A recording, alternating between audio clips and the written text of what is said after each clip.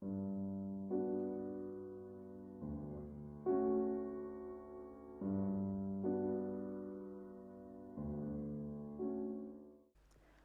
à toutes et tous. Pour vous connecter à la plateforme It's Learning, que ce soit la première fois ou les autres fois, introduisez l'adresse agora.itslearning.com dans la barre d'adresse de votre navigateur. Sur la page qui s'ouvre alors, introduisez votre identifiant et votre mot de passe fournis par l'école dans les espaces qui ont été prévus à cet effet et ensuite cliquez sur Se connecter.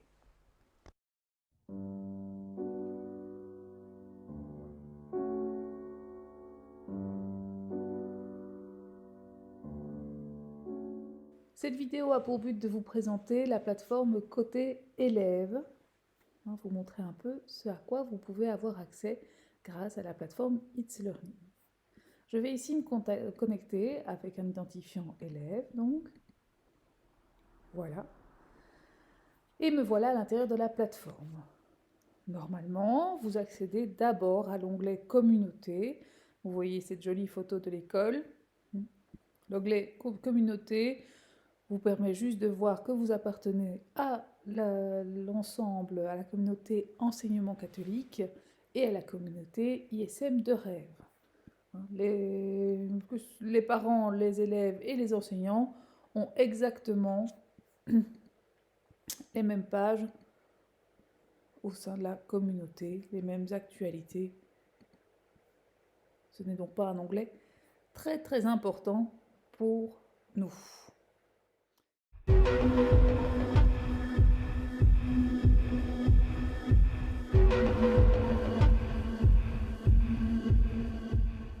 Sur la gauche de l'écran, vous avez 6 onglets. L'accueil, les espaces de travail. Dans It's Learning, un espace de travail est un cours ou un espace de communication.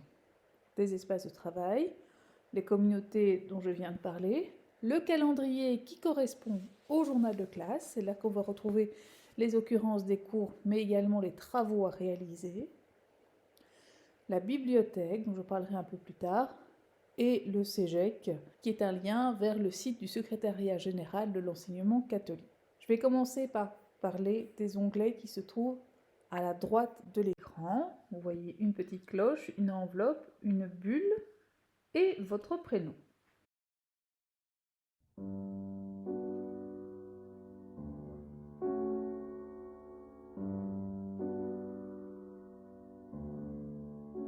Cliquons d'abord sur le prénom. Voilà. Cela vous donne accès à toute une série de rapports, d'évaluation, de présence, de comportement, de plans d'apprentissage individuel, de portfolio, mais ça, nous ne nous y intéresserons pas ici pour le moment. Et puis, vous pouvez ici modifier les détails ou les paramètres de votre compte. Je vais cliquer sur modifier les détails.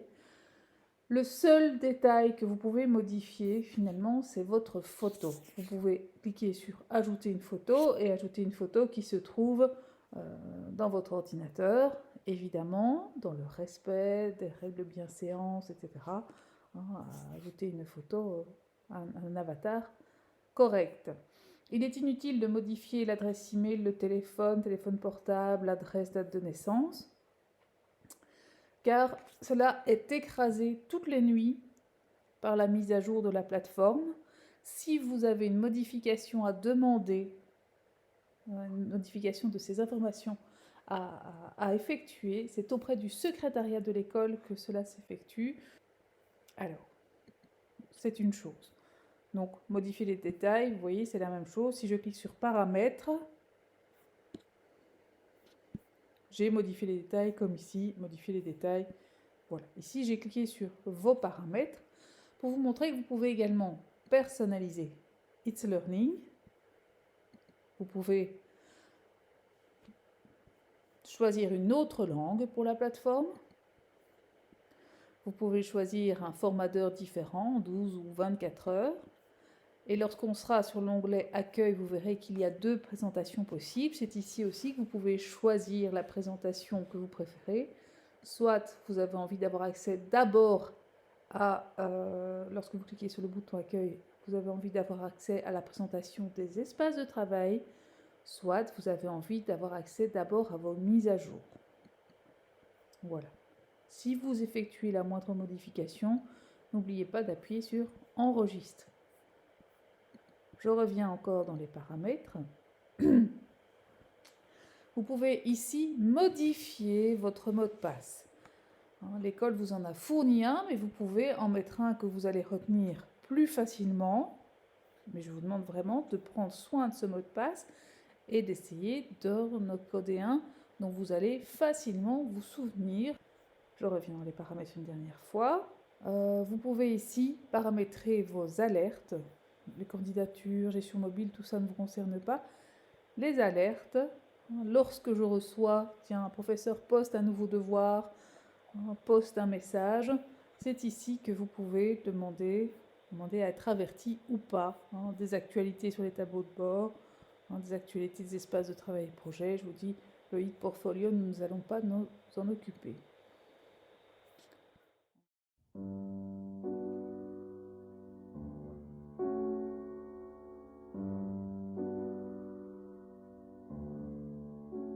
Alors, les trois autres boutons qui se trouvent ici sur la droite, vous avez d'abord une petite cloche.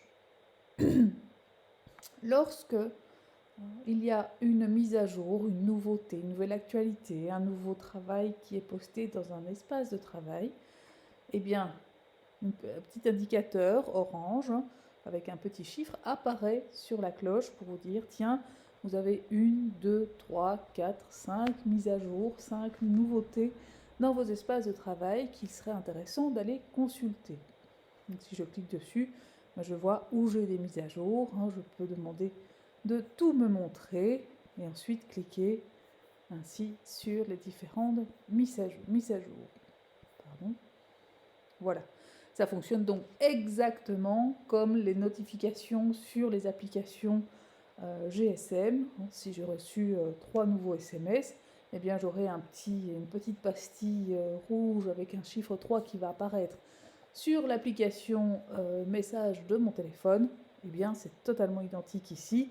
Sur la cloche, j'ai une pastille qui apparaît pour me dire qu'il y a des notifications à aller consulter dans mes espaces de travail.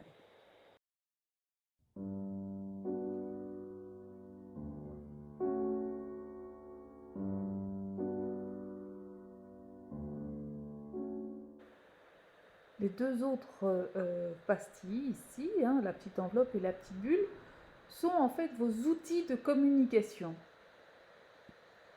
avec vos enseignants ou avec les élèves qui fréquentent avec vous tel ou tel espace de travail. Alors, je vais commencer par la petite bulle. La petite bulle est un outil de type SMS, envoi de SMS, et il est lié à l'application It's Learning que vous pouvez télécharger sur votre téléphone.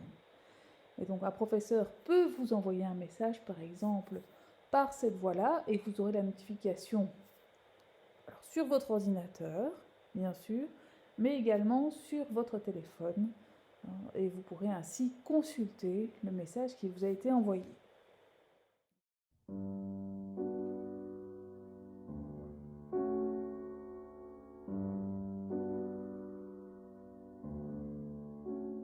L'enveloppe, c'est réellement une boîte de messages, une boîte mail avec laquelle vous allez pouvoir communiquer avec les enseignants ou les autres membres de vos espaces de travail.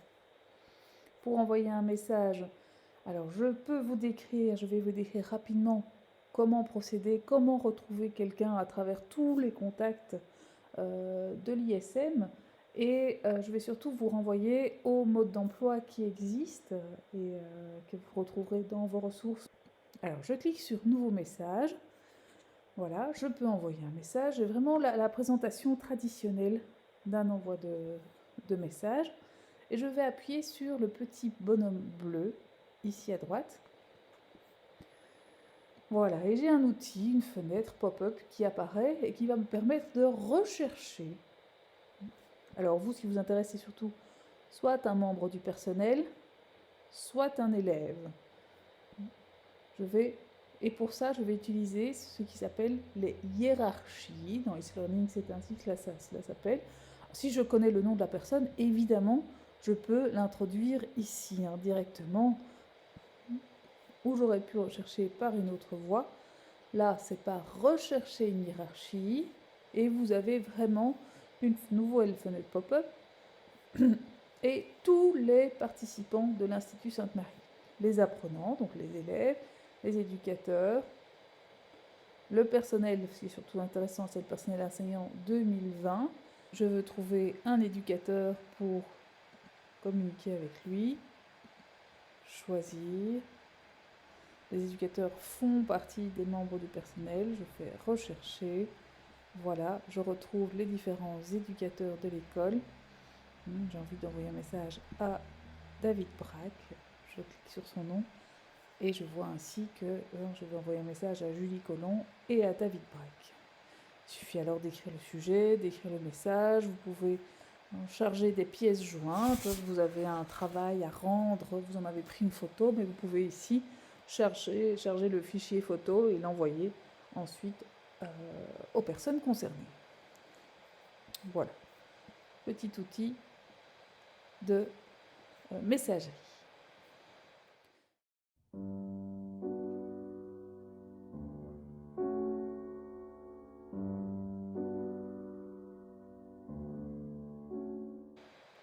Donc, j'ai expliqué l'onglet communauté, je vais aller à l'accueil maintenant. C'est bien ça qui nous intéresse. Je vous ai expliqué que l'accueil proposait deux vues, soit, et c'est le choix ici que l'élève Jonathan a fait, soit vous accédez d'abord à l'espace de travail, donc aux différents cours. Ici, nous voyons que Jonathan est inscrit au cours de français, que j'ai créé pour la présentation ici, au cours de sciences, qui a aussi également été créé pour la présentation, aux valves élèves. Ce sont toutes les communications qui vont être faites à l'ensemble des élèves de l'école. Il est inscrit au cours d'activité littéraire. Il est inscrit également au TFE, en géographie 6C et en sciences 3 heures. Alors, vous voyez que certains espaces de travail sont mis en favoris. Je peux cocher et décocher la petite étoile. Hop, je recoche. Et ainsi, mon espace de travail, je peux le déplacer, je peux les ranger comme je veux, apparaît ici, dans les espaces de travail favoris. Et là, ce sont mes autres espaces de travail. Voilà. Donc, j'ai d'abord un aperçu de mes cours sous forme de petits carrés. Ou alors, dans l'accueil, je peux avoir d'abord accès à toutes les mises à jour. Donc, c'est tout ce qui est récent, toutes les actualités, tous les messages récents que j'ai reçus, mis à jour, et également les travaux récents qui ont été postés, ainsi que le calendrier de tous les cours confondus auxquels je suis inscrit. Là, c'est à vous de voir et d'apprivoiser un petit peu l'un ou l'autre, voir dans lequel des deux vous vous sentez le mieux.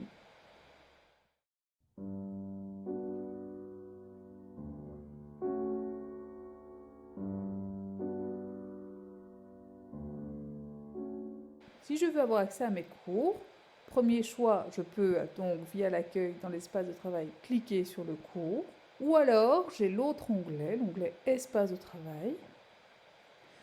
Quand je le déploie, je n'y vois que les espaces de travail favoris, ceux pour lesquels j'ai coché la petite étoile sur cette page d'accueil.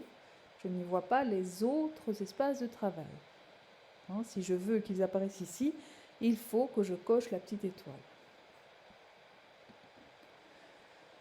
Je vais prendre le cours de sciences par exemple. Je rentre dedans.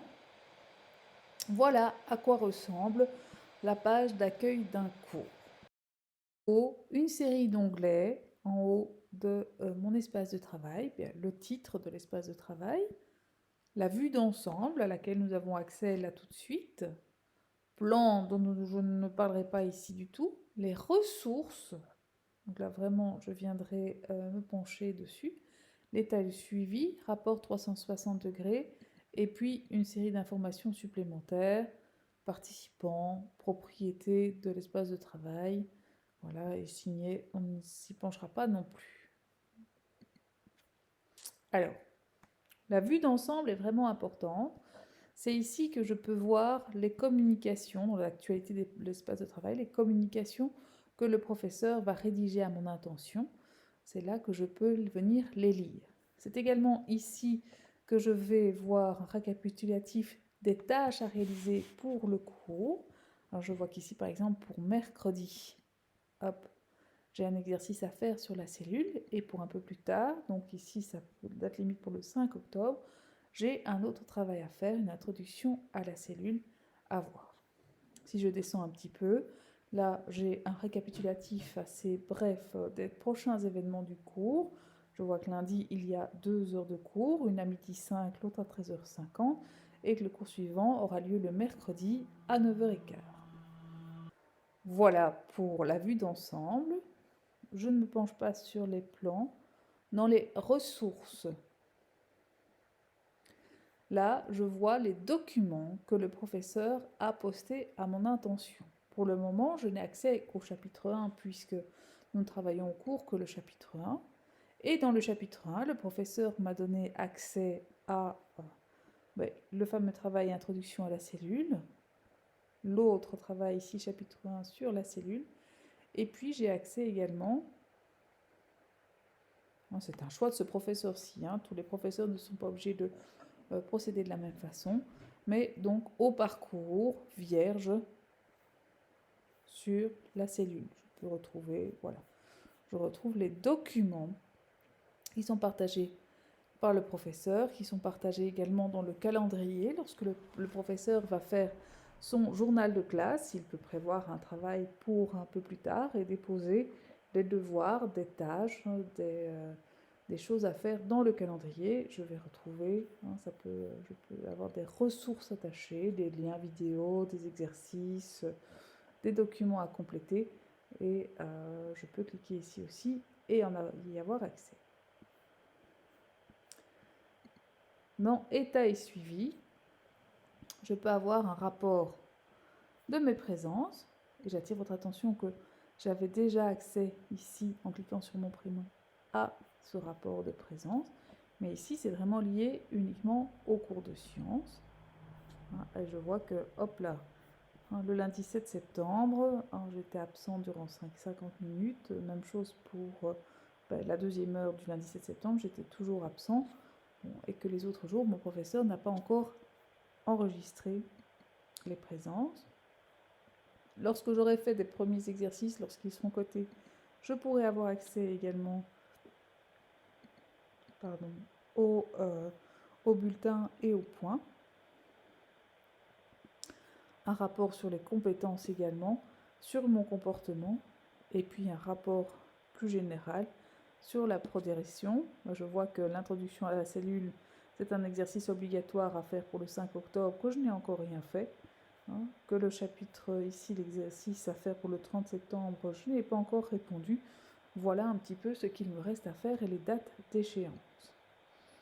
Le rapport 360 degrés, c'est un autre type de rapport. Je peux voir, les enseignants ont accès, comme vous, à l'état et au suivi et au rapport 360 degrés. Ils ont donc une vue sur la durée de fréquentation de la plateforme, voilà, votre durée de fréquentation de la plateforme, votre nombre de visites, l'activité que vous avez réalisée, l'état d'avancement de vos travaux. Pour le moment, je vois que l'introduction à la cellule, ça n'a même pas été ouvert, c'est un travail obligatoire, je n'ai encore rien fait. Voilà. Et puis alors, vous pourrez voir aussi la tendance de vos notes. Pour le moment, rien n'a encore été évalué, nous sommes en tout début d'année. On peut voir par bulletin, on pourra voir un petit peu, tiens, comment évolue le travail. Non plus.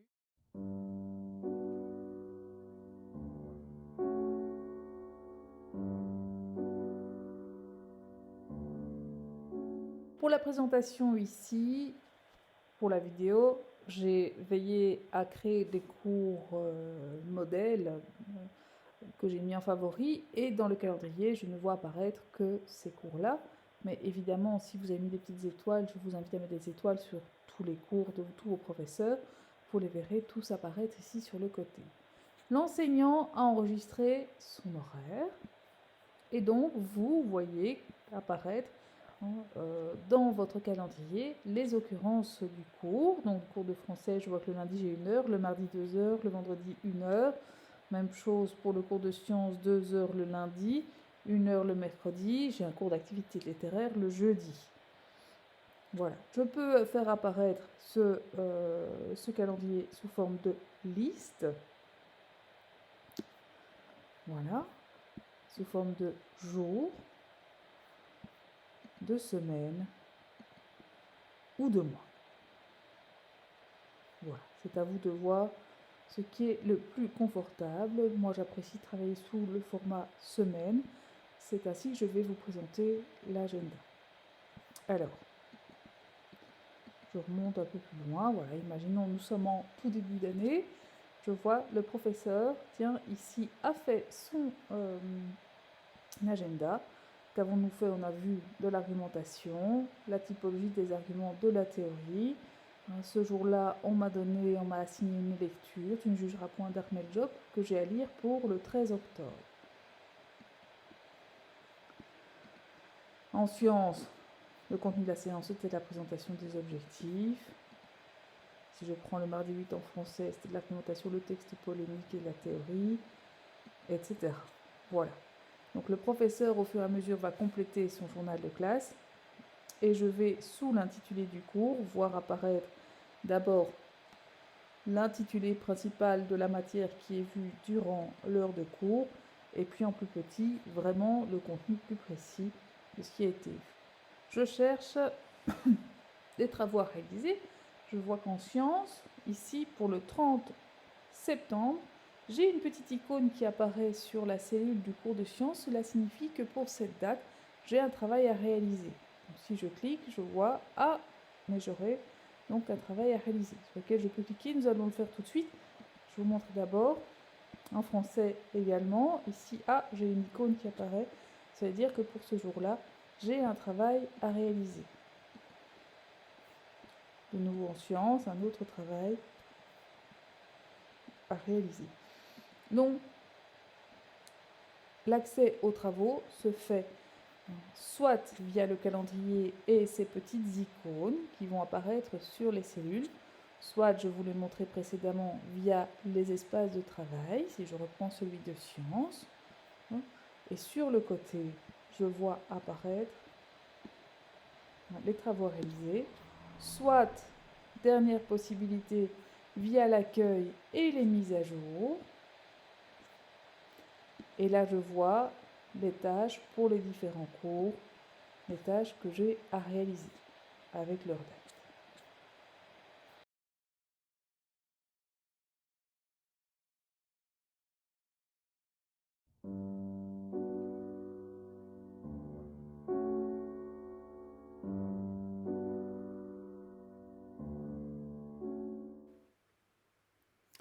Voilà, je suis ici en sciences, j'ai le chapitre 1 sur la cellule, quelque chose à faire. Je clique sur l'exercice, je fais commencer un exercice.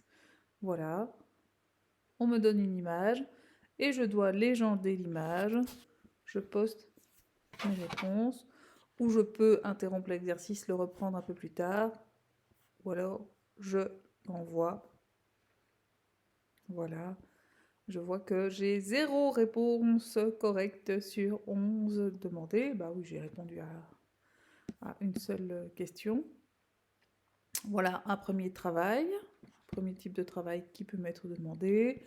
Un autre type d'exercice, donc on a vu l'introduction à la cellule ici. On a un travail à faire pour le 5 octobre. Je clique dessus. Cette fois-ci, le professeur me demande de visionner la vidéo. Et puis, hop, de compléter un Google Form. Voilà. D'où l'intérêt de bien conserver le mot de passe de son adresse mail ismref.net. On pourrait me demander de me connecter à mon adresse ismref.net pour pouvoir répondre et envoyer mes réponses au professeur. suite au visionnage donc de la capsule vidéo. J'ai vu que j'avais... Donc voilà, avez-vous terminé cette tâche? Oui, et puis le professeur va recevoir la réponse à mon Google Form. J'ai du travail en français également. Voilà, là par exemple, c'est une fiche de vocabulaire. Je commence l'exercice de nouveau. Action de séparer deux idées, deux phénomènes. J'ai des mots. Je dois compléter des propositions, 20 phrases. Je peux soit interrompre l'exercice, le reprendre un peu plus tard, soit aller jusqu'au bout et l'envoyer ensuite. Qu'avons-nous d'autre à faire? Une lecture. Quand j'aurai lu le livre, je cocherai que oui, j'ai bien terminé cette tâche. Et je peux faire enfin des exercices complémentaires. Il y a donc toute une série, vraiment une diversité d'exercices qui peuvent être réalisés.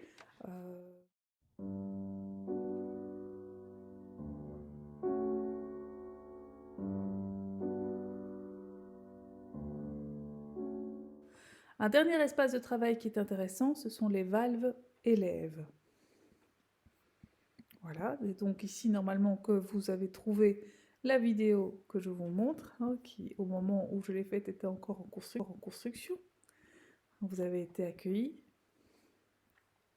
Également, dans les valves élèves, vous pourriez avoir donc toute une série de notifications, d'avertissements. On pourrait vous avertir des dates de la visite médicale, par exemple. Les photos, elles ont déjà eu lieu, mais on aurait pu vous poster une information concernant les photos aussi. Dans les ressources, vous pouvez retrouver l'agenda des familles, les 10 points de discipline qui vous ont été rappelés en début d'année.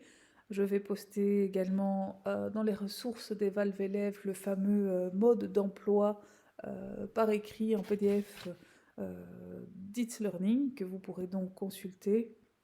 Voilà, et alors, donc le calendrier des valves élèves. Si je vais un peu plus loin, pour le moment il n'y a rien de particulier, mais vous pourriez trouver... Attendez, voilà. La journée pédagogique du 22 octobre, par exemple, ou ici au 19 octobre, fin des cours pour tous les élèves, par exemple, à 12h05. Vous avez donc les informations, les vacances ensuite qui vont apparaître. Voilà, congé de Toussaint.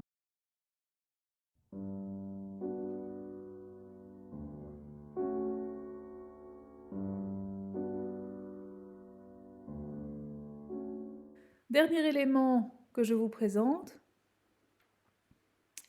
On aura fait un tour global d'It's Learning. C'est la bibliothèque. Alors dans cette bibliothèque, vous trouvez des ressources postées par des professeurs d'écoles diverses et variées.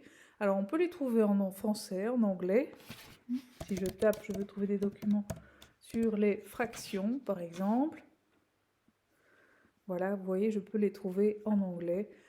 Ce sont des exercices complémentaires. Si vous êtes à la recherche de nouveaux exercices, c'est une bibliothèque d'exercices qui est vouée à se compléter petit à petit. Voilà pour le tour du propriétaire. Je n'oublie pas, hop, de me déconnecter lorsque j'ai fini. Si vous rencontrez une difficulté, un problème, vous pouvez envoyer un message par mail à l'adresse itslearning@ismref.net. N'oubliez pas de mentionner dans votre message vos noms, prénoms, votre classe, et évidemment d'expliquer votre problème et de respecter les règles élémentaires de politesse. Bon travail à toutes et tous.